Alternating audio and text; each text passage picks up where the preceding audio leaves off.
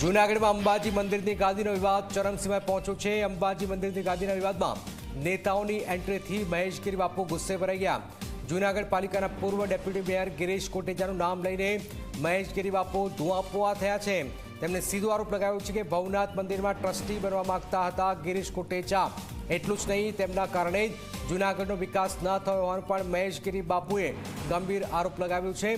જો અંબાજી મંદિરની ગાદીના વિવાદમાં ગિરીશ કોટેચા હવેથી રસ લેશે તો તેમના કૌભાંડ બહાર પડવાની પણ મહેશગીરી બાપુએ ચીમકી આપી। ભૂતનાથ મંદિરના મહંત મહેશગીરી બાપુએ આખરી ભાષામાં જૂનાગઢ મહાનગરપાલિકાના પૂર્વ ડેપ્યુટી મેયર ગિરીશ કોટેચાને તતડાવ્યા છે। અંબાજી મંદિરની ગાદીનો વિવાદ કેટલો ગંભીર બની ગયો છે તે આ વિડીયોથી સ્પષ્ટ સામે આવી રહ્યું છે। માત્ર આ કારણથી જ અમે આ વિડીયો પ્રસારિત કરી રહ્યા છે। તો સીધો જે સંત જે છે સાધુ સંતોએ સીધો આક્ષેપ ગિરીશ કોટેચા જે પૂર્વ ડેપ્યુટી મેયર છે જૂનાગઢના એમના પર સીધો આરોપ લગાવ્યો છે। ક્રોધિત થયા છે મહેશગીરી બાપુ। एक व्यक्तित्व है, जब कोई मूर्खतापूर्ण बात करनी होती है तो उसको पार्टी आगे कर देती है क्योंकि पढ़ना नहीं चाहती उसमें। અને ઈ ભાઈનું નામ છે ગિરીશ કોટેચા। વિકાસ ઝીરો ને ગિરિયો હીરો। અલ્યા તું હું છે ભાઈ? તું કઈ શંકરાચાર્ય છે? બે સાધુ શાંત થાઓ, બે સાધુ। અલ્યા તું શંકરાચાર્ય આશીર્વાદ આપવા માંગે છે? તું છે હું? અને મેં પહેલા જ કીધું તું કે રાજકારણ વાળા બધાય આનાથી દૂર રહો। આ જે અમારો મામલો છે અમે જોશું અને પ્રશાસન જોશું। તું છે શું?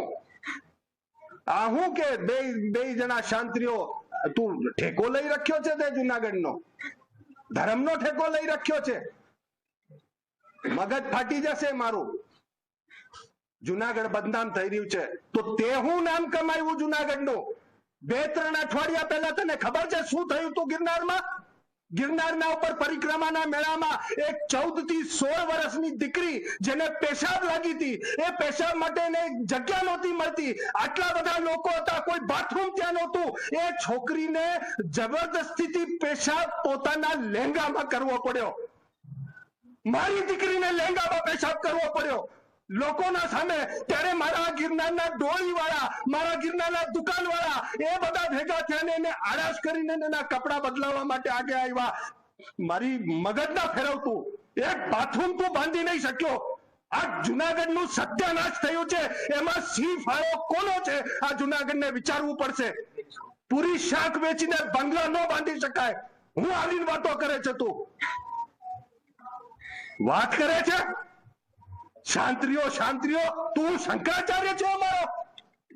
અને આ કૌભાંડોની લિસ્ટ કાઢી, તારું નામ પહેલા કૌભાંડમાં અત્યારે કહું છું, હજી તો દુનિયાભરનું છે।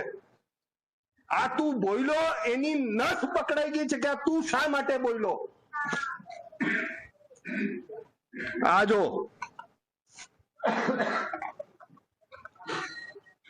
ભવનાથ મંદિર ગુરુ શિષ્ય પરંપરાનું છે।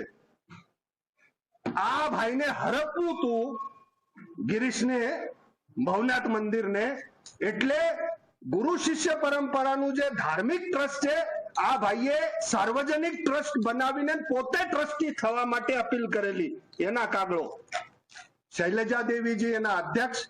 મને શૈલજા દેવીજી ના પ્રત્યે કઈ કેવું નથી, પણ તમે શાંત રહેજો તો સારું છે, કે નહીં તો પછી મને આ બધું બારે કાઢવું પડશે। એટલે શૈલજા દેવીજી જે છે પુનિતાચાર્ય આશ્રમના, એના માટે હું કઈ જ નહીં કહું, પણ જો કઈ મારા વિશે વાતો કરશો તો હું ઈ પણ કાગળો બધા બારે કરીશ કે આ મંદિર હડપવા માટે શું શું થયું હતું। તો આ તમને જે હું વાત કરવા માંગુ છું, આના અંદર તમે જોશો તો જુનાગઢના લોકોને ખબર પડશે કે આ જો આ જે ભાઈ શાંત કરાવવા માંગતો હતો, એ શાંત કરાવવા પાછળ મંદિર હડપવાની તૈયારી ચાલુ હતી। આ જો ગિરીશ કોટેચા ટ્રસ્ટી થવા માટે અરજી કરેલી, જે એક ધાર્મિક ટ્રસ્ટ છે, સાધુ સંતોના જેના આદિ અનાદિકાલથી ચાલી રહ્યું છે, આ હડપવાની તૈયારી કરેલી। આની તમને હું કોપી આપીશ।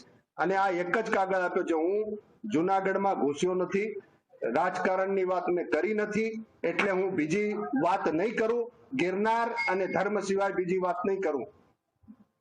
હું ફક્ત ભારતીય જનતા પાર્ટીને, પીએમ સાહેબ નરેન્દ્ર મોદી સાહેબને, અમિત શાહજીને અને આપણા મુખ્યમંત્રી સાહેબને અને ભારતીય જનતા પાર્ટીના અધ્યક્ષને વિનંતી કરીશ, બહારનું પાપ લાવીને આ પાર્ટીને બદનામ કરે છે. જુનાગઢના સત્યાનાશમાં સિંહ ફાળો કોનો છે આ જુનાગઢે નક્કી કરવું જોઈએ. અને આવા બહારના પાપ લાવીને આ પાર્ટીઓને રાજકારણ દૂષિત થાય અને બારે કાઢી મુકાય. સાધુ સંતોને સલાહ આપે છે તું. ભાઈ સફાઈ અભિયાન ચાલુ છે, ધૂળ ઉડશે એટલે હવે પછી મને નથી કેવું કે કોના ઘરમાં કયા કર્મચારી કામ કરી રહ્યા છે. એટલે શાંતિ રાખો. હવે જો કોઈ બાઈટ આવી સલાહ આપતી વખતે તો એટલું યાદ રાખજો, હું જુનાગઢમાં ઘૂસીશ પછી કોણ કોના કામમાં પાર્ટનર છે, કોણે આ તળાવ છે એના દૂધણું 18 વર્ષથી ચાલુ છે, શું છે, પૂરી શાક બાંધ્યા પછી બંગલા બંધાય નહીં ભાઈ, બધું બહાર આવશે પછી. એટલે કહું છું હજી પણ કે શાંત રહો,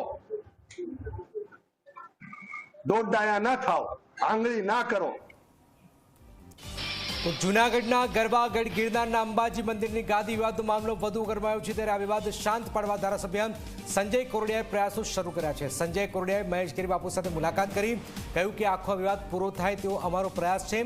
તેમણે કહ્યું કે અંબાજી મંદિરના નવા મહંતનો વિવાદ સાધુ સંતોનો છે. સાથે જ કહ્યું કે આખા વિવાદમાં સાધુ સંતો જ સુખદ સમાધાન લાવે.